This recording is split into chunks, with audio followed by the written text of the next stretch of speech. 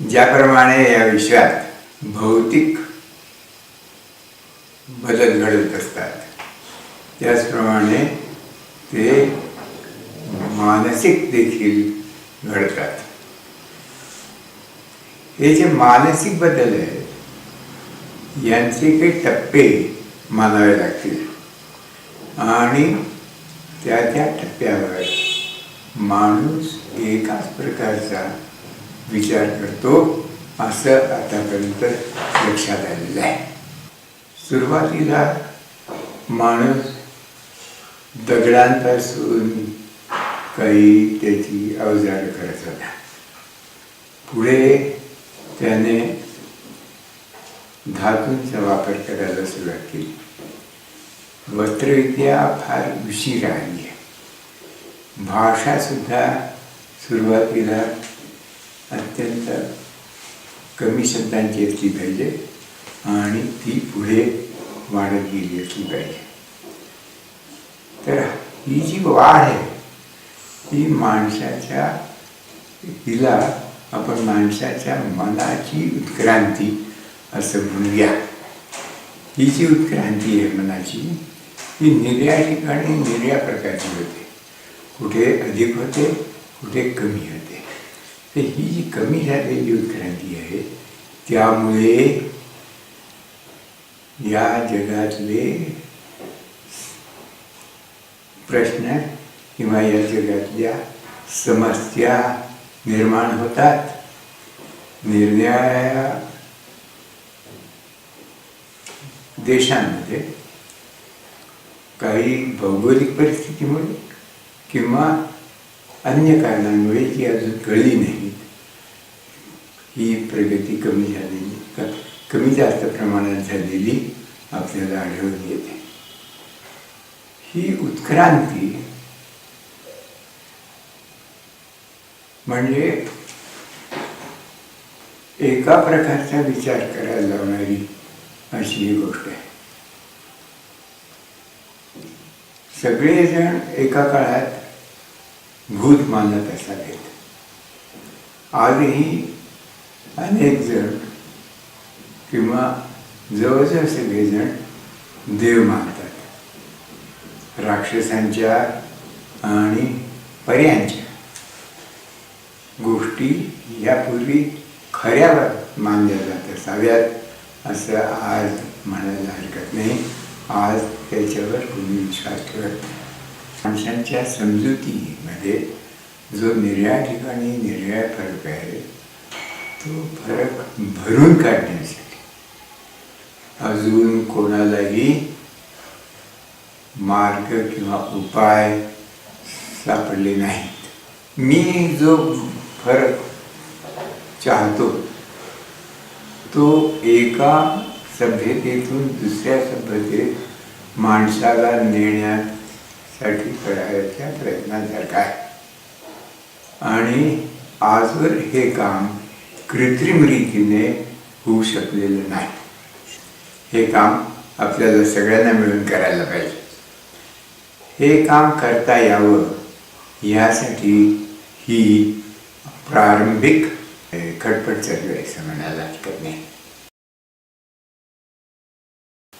म्हणजे सगळे समाज सुधारकांनी काय केलं तर लोकांची जी श्रद्धा आहेत त्या मोडून काढण्याचा प्रयत्न केला. श्रद्धा, अंधश्रद्धा आणि विश्वास हे तीन शब्द पुष्कळ एकमेकांच्या जवळच आहेत, पण त्याच्यात फरकही आहे. जशी एखाद्या समाजात एखादी भाषा निर्माण होते तशी समजूत निर्माण होते.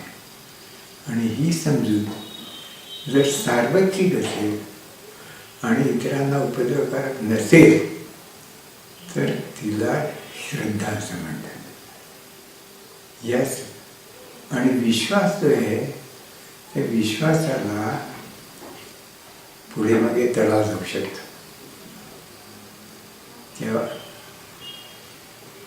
आणि श्रद्धा काही केल्या मनातून हटत नाही.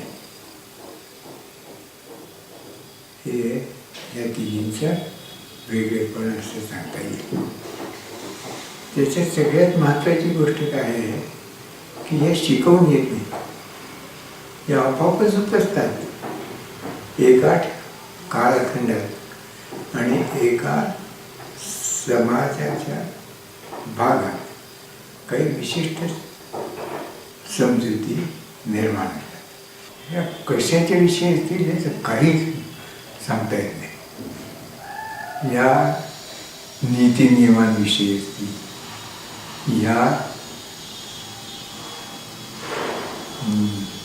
आपले व्यवहार ज्याच्या संबंधी होतात म्हणजे पैसा त्याच्याविषयी असतील किंवा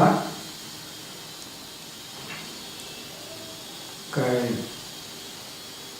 म्हणजे आपल्या मानवी वर्तनात ज्याच्यामुळे परिणाम होतो ते सगळं आपण त्याच्यात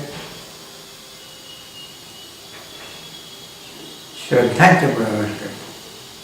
ही श्रद्धा या राष्ट्रभावना शिकवतात. श्रद्धा आम्हाला पवित्र पवित्र काय ते सांगतात. श्रद्धा आम्हाला पापपुण्य काय ते सांगतात. श्रद्धा या एका ठिकाणी एका प्रकारच्या असतात आणि दुसऱ्या ठिकाणी दुसऱ्या प्रकारच्या असतात, किंवा एका समाजात वेगळ्या असतात आणि दुसरीकडे वेगळ्या असतात. म्हणून काही जाती या चोरी करणाऱ्या असतात, काही जाती त्यासाठी देहदंड देणाऱ्या असतात. ज्या श्रद्धा इतरांना उपद्रवकारक असू शकतात त्यांना अंधश्रद्धा म्हणण्याचा प्रकार आहे. पण खरं पाहिलं असतं श्रद्धा आणि अंधश्रद्धा यात काहीही फरक नाही. जादूटोणा ही त्यातली एक सगळ्यांना माहीत असलेली गोष्ट आहे. त्या जादूटोण्याला कसलाही आधार नसतो आणि तो त्याच्यामुळे कोणतेही परिणाम जो जादू करतो त्याला घडवून आणता येत नाहीत. पण तरी काही मनाच्या समाधानासाठी लोक त्याच्या मागे जातात. देवावर विश्वास ठेवणे, देवाची पूजा करणे हा सुद्धा एक श्रद्धेचा भाग आहे. जिथे भाव तिथे देव असं म्हणते, तेवढ्यासाठीच म्हटलं जातं. भाव नसेल तर देव नाही. याचा अर्थच असा की देवाला भाव असल्याशिवाय अस्तित्व नाही. देव हा माणसाने निर्माण केलेला असा एक विचार आहे, ही श्रद्धा आहे. ती श्रद्धा सगळ्यांच्या ठिकाणी असल्यामुळे त्याच्यात अखिल मानवजातीतले फार थोडे अपवाद असल्या कारणाने तिला अंधश्रद्धा म्हणत नाही. पण अन्यथा अंधश्रद्धा आणि श्रद्धा यात कसलाही फरक नाही. कारण त्याचं मूळ जे आहे ते कशात आहे, अतार्किक अशी ती समजूत असते. बदलाव के तरीके क्या होंगे? एक ही तरह से सबको बदलना होगा, ये सबको अलग अलग तरीके से उनकी आवश्यकता के अनुसार बदलना होगा? सबको बदलने की जरूरत नहीं है. 25% लोगों में बदलाव आया तो वह काफी. अगर वो बदलाव आप ले पाए, 25% या 10% लोगों में बदलाव आए, तो उससे समाज को क्या लाभ मिलेगा? हमें जो लाभ चाहिए वह विचार पद्धति में जो हमें बदलाव लाना है वह हमारा अकेले का हित देखना जानते हैं. हम पूरे समाज के हित किस में है यह हम नहीं समझ पाते. इसी वजह से हमारे यहाँ इतना भ्रष्टाचार है. तो वह भ्रष्टाचार कम करने के लिए बाहर से ये कौन लोकपाल आने से ये काम होने वाला नहीं. वह एक दूसरे के हक हम कहीं जानने के जब तक नहीं जानेंगे और जो लाभ अकेले का लाभ होने से यह समाज नहीं बदलता है। हर एक का लाभ, जब हर एक को जब लाभ होता है तभी समाज में शांति और समाज अधिक संपन्न होता है। यह हम समझा नहीं पा रहे हैं। भारत में हम लोग ऐसा देखते हैं कि हम संपत्ति पैदा करना नहीं जानते, हम संपत्ति छीनना जानते हैं। दूसरे के पास हम सब मिलकर संपन्न हों, ऐसा हम नहीं सोचते हैं। हम दूसरे, मैं संपन्न कैसे हो सकता हूँ, उसके जेब में से निकालना कि बाजी। तो यह जो हमारी समझ वह गलत है। यह समझाने की कोशिश करने से हमारे काम का आरंभ होना चाहिए। इसमें सबसे बड़ा खतरा ये है कि इसकी शुरुआत अच्छी हो सकती है, लेकिन बाद में ये जानने का या रोकने का कोई तरीका नहीं है कि इस बदलाव का उपयोग लोग अपने स्वार्थों को पूरा करने के लिए नहीं करेंगे। वही तो अवचेतन की बात आती है। वह हम नहीं पाते हैं। हम कहें कुछ हद तक हम समझा सकते हैं लोगों को, लेकिन उनका अंतर नहीं बदलता है। शुरू में मैं क्या कह रहा हूँ कि भाषा हमको सिखानी पड़ेगी, बाद में हम आगे की चीज कुछ बता पाएंगे। यदि हम आपस की भाषा ही नहीं समझ पा रहे हैं तो हम कुछ नहीं आगे कर सकेंगे। और उसके लिए